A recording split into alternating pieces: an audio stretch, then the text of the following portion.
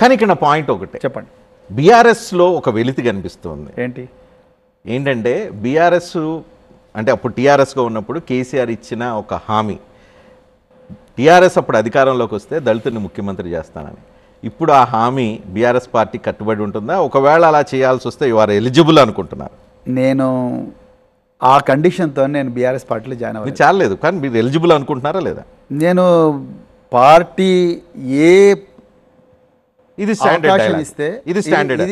As RS Praveen Kumar IPS ఆఫీసర్గా పనిచేసిన అనుభవం, హార్డ్వర్డ్లో చదివి వచ్చిన ఎక్స్పీరియన్సు, సమాజంలో అన్ని వర్గాలు చూసి వచ్చిన వాళ్ళు, కింద దిగువ తరగతి నుంచి వచ్చి ఈ స్థాయికి వచ్చిన వ్యక్తి, యు ఆర్ ఎలిజిబుల్, క్యాపబుల్ అనుకుంటున్నారా తెలంగాణ రాష్ట్రానికి నేను కూడా ముఖ్యమంత్రి అవ్వచ్చు అని?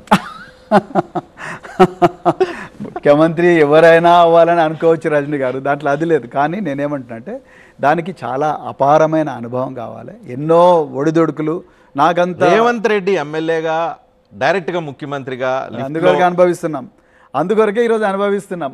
ఏమాత్రం హృదయం లేని ఒక రాతి గుండె ఉన్న వ్యక్తి, ఏమాత్రం ప్రజల మీద ప్రేమ లేని వ్యక్తి, ప్రజా ప్రభుత్వం అని చెప్పుకుంటేనే ప్రతీకార ప్రభుత్వం నడుతున్న వ్యక్తి ఇవాళ ముఖ్యమంత్రి సీట్లో కూర్చుంటే తెలంగాణకి ఏం జరుగుతుందో మనం చూస్తున్నాం. అలాంటి ముఖ్యమంత్రి అయితే ఎవరు కావాలంటే. సో పోనీ కేటీఆర్ ముఖ్యమంత్రి అయితే బెటర్ అంటారా?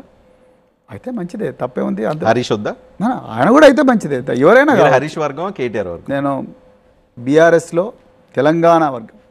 నేను ఏమంటున్నా అంటే బీఆర్ఎస్ వర్గం, దీనిలో బీఆర్ఎస్లో లేని వర్గాలు. బీఆర్ఎస్లో ఎందుకు ఇంత కన్ఫ్యూజన్?